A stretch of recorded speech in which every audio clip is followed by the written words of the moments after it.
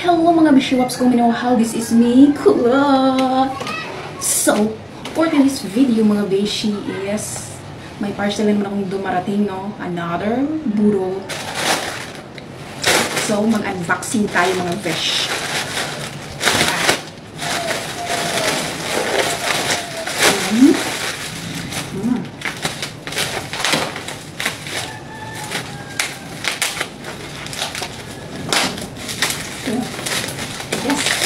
Tigas mga beshi.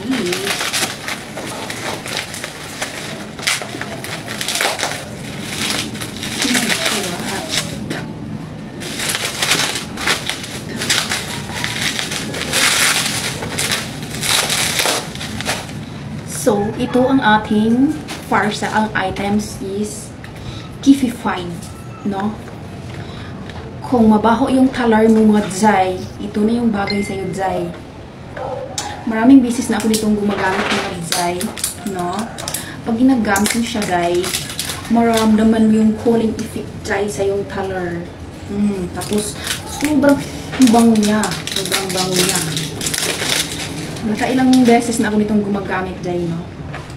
Kung may mga jowa kayo, may mga asawa dzay, nako, bagay ko sa inyo dzay.